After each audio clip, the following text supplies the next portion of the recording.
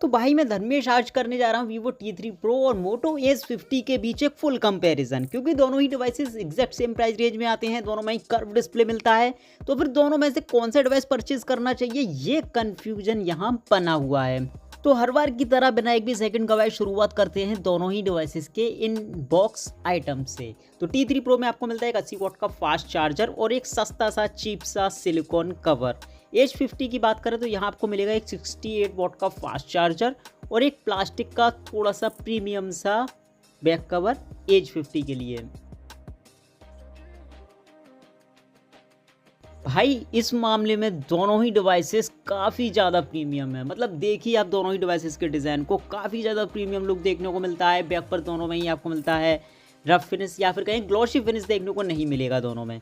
और ये जो Edge50 का बैक का जो टेक्सचर है वो काफ़ी प्रीमियम फील होता है, काफ़ी अच्छी ग्रिप आपको यहाँ पर देखने को मिलेगी। T3 Pro का थोड़ा सा स्लिपरी सा बैक है। ओवरऑल देखने में दोनों ही डिवाइसेस काफ़ी ज़्यादा प्रीमियम फील होते हैं और दोनों ही डिवाइसेस को अगर आप बिना कवर के यूज़ करते हो, जो कि काफ़ी ज़्यादा रिस्की है क्योंकि कर्व डिस्प्ले भी आपको दोनों में मिलता है, तो अगर बिना कवर के दोनों को यूज करते हो तो काफ़ी ज़्यादा प्रीमियम फील होते हैं। अगर कैमरा शेप की बात करें तो T3 Pro में थोड़ा सा अलग कैमरा शेप दिया है बाकी के वीवो के डिवाइसेस से। Edge50 में सेम मोटो का सिग्नेचर कैमरा लेंस आपको देखने को मिलता है। कॉर्नर्स की बात करें तो दोनों ही काफ़ी प्रीमियम फील होते हैं, लेकिन Edge50 में आपको यहाँ पर मेटल फ्रेम दिया गया है। इसी के साथ Edge50 में आपको मिलता है IP68 का सर्टिफिकेशन, गोरिल्ला ग्लास 5 का प्रोटेक्शन। T3 Pro आता है IP64 के प्रोटेक्शन के साथ। इसके बाद राइट साइड पर आपको मिलते हैं पावर बटन, इसके अलावा volume controls button. Bottom part पर आपको मिलता है सिम और SD card slot, type C port, media speaker, 3.5 mm का हेडफोन जैक आपको दोनों में से किसी में देखने को नहीं मिलेगा। लेफ्ट साइड पर आपको कुछ भी देखने को नहीं मिलता। दोनों ही डिवाइसेस में केवल आपको डुअल सिम का सपोर्ट देखने को मिलता है, यहाँ पर मेमोरी कार्ड का सपोर्ट नहीं है। टॉप पर आपको Edge50 में मिलेगा एक सेकेंडरी माइक और इसके अलावा अगर डिमेंशन की बात करें तो वहाँ भी दोनों लगभग ही सेम है। पर्सनली मुझे यहाँ Edge50 का डिज़ाइन ज़्यादा बेहतर लगा। अब बात कर लेते हैं डिस्प्ले की। तो डिस्प्ले साइज दोनों का लगभग सेम है, दोनों ही डिवाइसेस फुल HD प्लस के रेजोल्यूशन के साथ आते हैं। रिफ्रेश रेट भी दोनों ही डिवाइसेस की डिस्प्ले का है 120 हर्ट्ज का। अब यहाँ पर अगर कलर टोन की बात करें तो मेरे बिना कुछ कहे आप खुद भी जज करिए कि बहुत ही बेमालूम या फिर कहें बिल्कुल ना के बराबर कोई डिफरेंस देखने को मिलता है कलर टोन में। दोनों ही डिवाइसेस में लगभग एग्जैक्ट सेम ही कलर देखने को मिलते हैं और ये बहुत ही कम देखने को मिलता है कि दो अलग अलग ब्रांड के फ़ोन्स के डिस्प्ले के कलर लगभग इतने ज़्यादा एक्यूरेट या फिर कहें इतने ज़्यादा सेम देखने को मिले।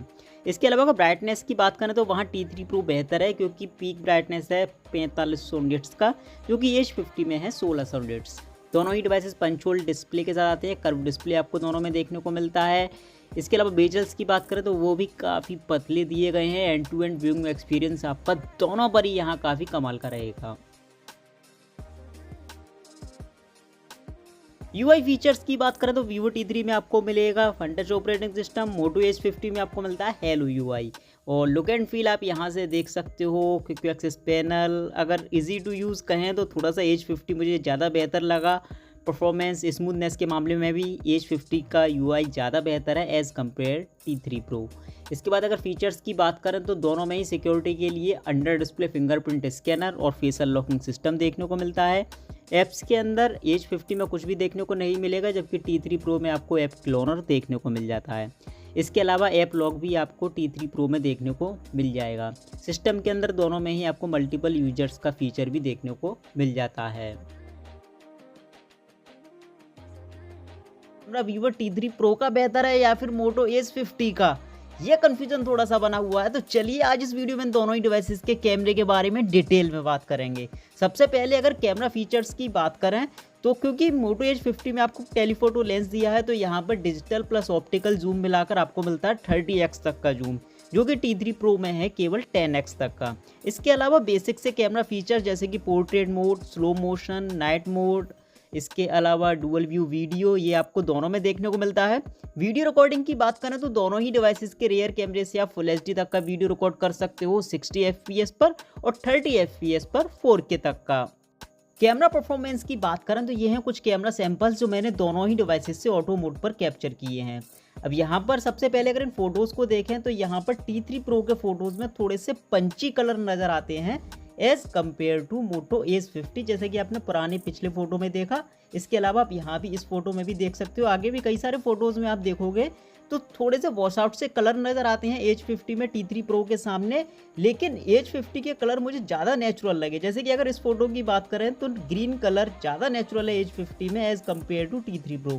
यहाँ भी अगर T3 Pro का फोटो देखोगे तो थोड़े से आर्टिफिशियल कलर लगते हैं और जो ग्रीन कलर है वहाँ थोड़ा सा येलोइश सा नज़र आता है, जबकि एज 50 काफ़ी कमाल का नज़र आता है। हालांकि कुछ कंडीशन में थोड़ा सा वॉश आउट भी रहता है एज 50, जैसा कि आप इस फोटो में देख सकते हो। रियर कैमरे के पोर्ट्रेट मोड की बात करें तो थोड़े अजीब से फोटो आपको नजर आ सकते हैं, क्योंकि काफ़ी दिन से मैं बीमार हूं तो बॉडी पूरी तरह से वीक हो चुकी है। तो सबसे पहले अगर एज डिटेक्शन की बात करें तो वो दोनों का ही काफ़ी कमाल का है, यहाँ कोई इशू आपको देखने को नहीं मिलेगा। सबसे मेन डिफरेंस रहेगा स्किन टोन का, हल्की सी रेडिश स्किन टोन आपको देखने को मिलेगी Vivo T3 Pro में, लेकिन पर्सनली मुझे यहाँ Vivo T3 Pro की ही स्किन टोन ज़्यादा बेहतर नज़र आती है। और ओवरऑल अगर दोनों पोर्ट्रेट मोड को कंपेयर करें तो पर्सनली मुझे तो T3 Pro ज़्यादा बेहतर लगा।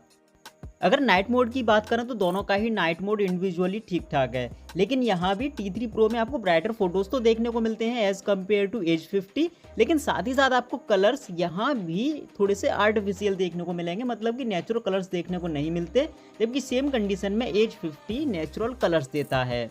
फ्रंट कैमरे की बात करें यानी कि सेल्फी की, तो यहाँ पर 16 मेगापिक्सल का फ्रंट कैमरा मिलता है T3 Pro में, तो यहाँ तो 16 मेगापिक्सल की ही सेल्फी देखने को मिलती है। बट एज 50 पर अगर आप हाई रिजोल्यूशन मोड अप्लाई नहीं करते हो तो आपको मिलेगी केवल 8 मेगापिक्सल की सेल्फी, और डिफरेंस आप यहाँ पर क्लियर देख सकते हो। नॉर्मल मोड पर आपको T3 Pro से बहुत बेहतर सेल्फी देखने को मिलती है, और एज 50 की सेल्फी पर्सनली मुझे तो इतनी बेहतर नज़र नहीं आती T3 Pro के सामने। तो फ्रंट कैमरे के मामले में तो T3 Pro मुझे एज 50 से बेहतर लगा। हालांकि ये आपके ओपिनियन पर डिपेंड करता है, इन दोनों सेल्फी में से हो सकता है आपको एज 50 की सेल्फी ज़्यादा बेहतर लगे, तो इसीलिए मैंने यहाँ पर कई सारी सेल्फी आपको दिखा दी हैं और आप ये जज कर सकते हो कि दोनों से लगभग कैसी परफॉर्मेंस आपको मिलने वाली है। तो एंटूडू बेंचमार्क स्कोर्स की अगर टोटल की बात करें तो 7,96,000 है T3 Pro का, मोटो एज 50 का है 7,20,000। सबसे पहले अगर कॉमन यूज़ यानी कि CPU स्कोर्स की बात करें तो दोनों का ही लगभग 2,60,000 के आसपास है, यानी कि कॉमन यूज़ में दोनों का स्कोर एग्जैक्ट सेम है। GPU स्कोर्स यानी कि गेमिंग में बहुत बड़ा डिफरेंस है, 2.5 लाख स्कोर है T3 Pro का, एज 50 का है 1,60,000 के आसपास लगभग। तो यहाँ पर बहुत बड़ा डिफरेंस है, T3 Pro का स्कोर बहुत ज़्यादा है। मेमोरी स्कोर्स यानी कि रैम एंड रोम स्कोर्स की बात करें तो थोड़ा सा यहाँ पर एज 50 का ज़्यादा है, लेकिन डिवाइस के रीड एंड राइट स्पीड दोनों का स्कोर दोनों ही डिवाइसेस का सेम है। Antutu स्कोर्स के बाद थोड़ा सा प्रैक्टिकली बात करें तो यहाँ ये कुछ एप्लीकेशंस मैंने लॉन्च करके देखे हैं और ये देखा है कि इन दोनों में से किस डिवाइस पर एप्लीकेशंस पहले लोड होते हैं जो कि जनरली हम अपने यूज करते हैं। तो यहाँ पर अभी तक सारे एप्लीकेशंस या फिर ज़्यादातर एप्लीकेशंस एज 50 पर जल्दी लोड हुए। ये कैलकुलेटर का एप्लीकेशंस भी एज 50 पर जल्दी लोड हुआ as compare to Vivo T3 Pro। और यहाँ पर ये Antutu बेंचमार्क का एप्लीकेशन भी एज 50 पर जल्दी लोड हुआ as compare to T3 Pro। Candy Crush एक छोटा सा गेम है और ये भी थोड़ा सा एज 50 पर जल्दी लोड हुआ T3 Pro के कंपैरिजन में। अभी यहाँ पर इस एक एप्लीकेशन को और देखते हैं, गेम है ये, देखते हैं यहाँ पर ये पहले किस पर लोड होता है। अभी तक मोटो एज 50 यहाँ पर विनर है, ज़्यादातर एप्लीकेशन एज 50 पर जल्दी लोड हुए और ये एप्लीकेशन भी मोटो एज 50 पर जल्दी लोड हुआ और T3 Pro ज़्यादातर कंडीशन में यहाँ पर एज 50 से पीछे रहा।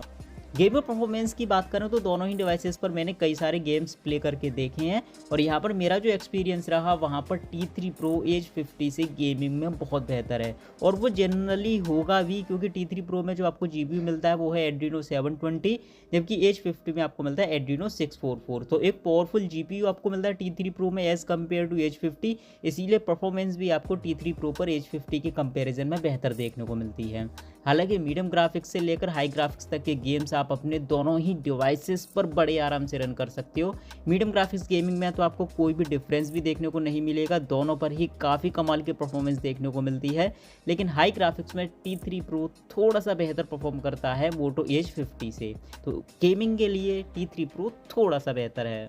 अब बात करते हैं मल्टीटास्किंग परफॉर्मेंस की। तो जैसा कि आप यहाँ पर देख सकते हो, दोनों ही डिवाइसेस के बैकग्राउंड पर कई सारे एप्लीकेशंस रन हो रहे हैं। अब यहाँ पर ये देखेंगे एक के बाद एक ट्राई करके कि किस डिवाइस के बैकग्राउंड पर ये एप्लीकेशंस बने रहते हैं, किसके बैकग्राउंड से क्लोज हो जाते हैं। दोनों ही डिवाइसेस में आपको 8 GB की रैम देखने को मिलती है और यहाँ पर अभी तक दोनों ही डिवाइसेस के बैकग्राउंड पर सारे के सारे एप्लीकेशन बने हुए हैं। एंटूडू बेंचमार्क का ये एप्लीकेशन भी दोनों ही डिवाइसेस के बैकग्राउंड पर बना हुआ है। कैंडी क्रश भी यहाँ पर दोनों ही डिवाइसेस के बैकग्राउंड पर बना हुआ है, यानी कि अभी तक दोनों ही डिवाइसेस सेम हैं। और ये एप्लीकेशन यहाँ पर Vivo T3 पर क्लोज मिला, जबकि H50 के बैकग्राउंड पर बना हुआ है। तो अगर मल्टीटास्किंग परफॉर्मेंस की बात करें तो उस कंडीशन में Moto H50 ज़्यादा बेहतर है as compare to Vivo T3 Pro, और वो है इसके हार्डवेयर की वजह से नहीं बल्कि UI की वजह से। बैटरी की बात करें तो Vivo T3 Pro में आपको मिलती है 5500 mAh की बैटरी और ये डिवाइस 80 वाट की फास्ट चार्जिंग सपोर्ट करता है। Moto H50 में आपको मिलती है 5000 mAh की बैटरी और ये डिवाइस 68 वाट की फास्ट चार्जिंग सपोर्ट करता है। साथ ही साथ आपको 15 वाट का वायरलेस चार्जिंग का सपोर्ट भी यहाँ देखने को मिलेगा। तो भाई फ़ोन दोनों ही काफ़ी कमाल के हैं, लेकिन यूज आपका क्या रहता है उस हिसाब से आपको डिसाइड करना पड़ेगा। जैसे कि H50 की बात करें तो डिज़ाइन थोड़ा सा ज़्यादा प्रीमियम लगा, बिल्ड क्वालिटी बेहतर है, इसके अलावा वायरलेस चार्जिंग का सपोर्ट आपको देखने को मिल जाता है। वहीं T3 Pro की बात करें तो डिस्प्ले थोड़ा सा ब्राइटर है, UI के अंदर फीचर्स काफ़ी अमेजिंग दिए गए हैं, इसके अलावा कैमरा और हार्डवेयर भी थोड़ा सा H50 से बेहतर लगा। तो आपकी प्रायोरिटीज़ क्या हैं उस हिसाब से आप डिसाइड कर सकते हो कि T3 Pro आपके लिए बेहतर है या फिर H50। तो फिर मिलेंगे ऐसी किसी इन्फॉर्मेटिव वीडियो के साथ, तब तक के लिए गुड बाय, आपका दिन शुभ हो।